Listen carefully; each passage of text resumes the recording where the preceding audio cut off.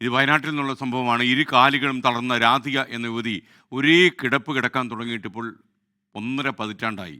32-ാം വയസ്സിൽ ഡോക്ടർ മരുന്നു മാറി നൽകിയാണ് അവരുടെ ജീവിതം ഇരുളടഞ്ഞു പോയത്. തുടർ ചികിത്സയ്ക്ക് പോലും പണമില്ലാത്ത ദുരവസ്ഥയിൽ രാധിക ഇപ്പോൾ ജീവിതം തള്ളി നീക്കാൻ പാടുപെടുന്നു.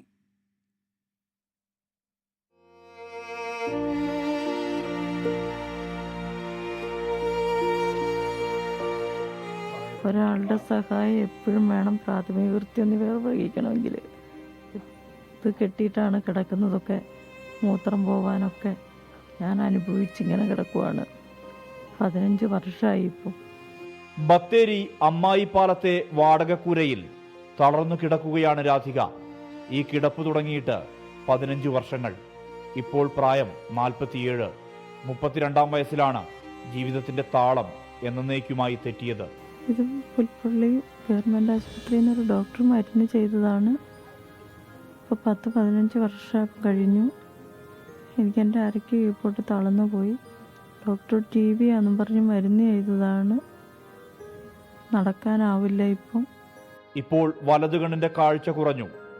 ഡ്രൈവർ ജോലി ചെയ്യുന്ന മകളുടെ ഭർത്താവിന്റെ വരുമാനം കൊണ്ടാണ് മുന്നോട്ട് പോകുന്നത്.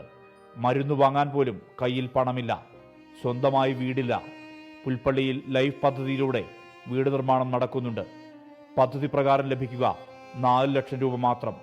ഇതുകൊണ്ടെങ്ങനെ ഒരു വീട് പൂർത്തിയാക്കാൻ കഴിയും? ഒരു വീടിന് വേണ്ടിയിട്ടാണ് ഞങ്ങൾ ഒരുപാട് കഷ്ടപ്പെടുന്നത്. ഇപ്പോൾ ലൈഫിൻ്റെ ഒരു വീട് പാസ്സായിട്ടുണ്ട്. 4 ലക്ഷം രൂപയേ ഉള്ളൂ.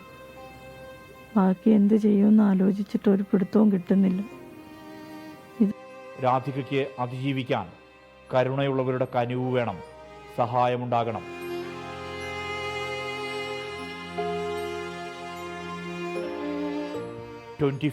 വയനാട്.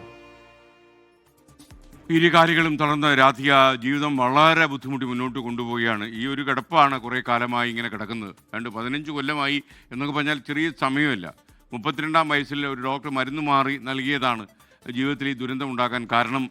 ഇപ്പോൾ തുടർ ചികിത്സ നടത്താനോ ജീവിതം എന്തെങ്കിലുമൊക്കെ ആക്കി തീർക്കാനോ ഒന്നും അവർക്ക് സാമ്പത്തികമായി ഒരു സംഭവമില്ല. നമുക്ക് സുമനസ്സുകൾക്ക് സഹായിക്കാൻ കഴിയുമെങ്കിൽ നിങ്ങൾ സഹായിക്കുക. അവരുടെ ബാങ്ക് ഡീറ്റെയിൽസാണ് ഇപ്പോൾ, നമ്മുടെ അക്കൗണ്ട് ഡീറ്റെയിൽസാണ് ഇപ്പോൾ സ്ക്രീനിൽ കാണുന്നത്. ഇതിൻ്റെ ഒരു ഫോട്ടോ എടുക്കുക.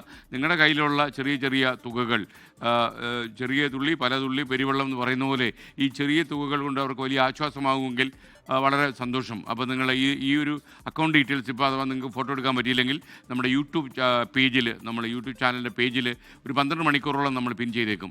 അപ്പോൾ അവിടെ നിങ്ങൾക്ക് നോക്കാം. എന്തായാലും രാധികയുടെ ജീവിതം നമുക്കിപ്പോൾ എല്ലാ ദിവസവും നമ്മൾ 7:45 ഇപ്പോൾ ഈ കരുണാസാഗരം നമ്മൾ സംപ്രേഷണം ചെയ്യുകയാണ്. ഇത്ര കൂടുതൽ ആൾക്കാരെ എങ്ങനെയാണ് നമുക്ക് സഹായിക്കാൻ കഴിയുക എന്നുള്ള ചോദ്യമൊക്കെ ചില സുഹൃത്തുക്കൾ എന്നോട് ചോദിക്കുന്നുണ്ട്. കഴിയുന്നവർ സഹായിക്കട്ടെ. കാര്യം ഞാൻ എപ്പോഴും ശ്രദ്ധിച്ചിട്ടുള്ള കാര്യം, ലോകത്തിൻ്റെ പല ഇടങ്ങളിലേക്കൊക്കെ ചേക്കേറിയ മലയാളികളൊക്കെ തന്നെ നമ്മുടെ നാട്ടിലെ ദുരിതത്തിലൊക്കെ ഇടപെടാൻ താല്പര്യമുള്ളവരാണ്. അവരൊക്കെ സഹായിക്കട്ടെ എന്നാണ് എനിക്ക് പറയാൻ ഉള്ളത്. ലോകത്തെവിടെയായാലും ഏത് സമയത്തും 24 വാർത്തകളും ഓഗ്മെന്റഡ് റിയാലിറ്റി പാക്കേജുകളും എക്സ്പ്ലെയിനറുകളും വിശദമായി കാണാൻ ഞങ്ങളുടെ യൂട്യൂബ് ചാനൽ നിങ്ങൾക്ക് സബ്സ്ക്രൈബ് ചെയ്യാം.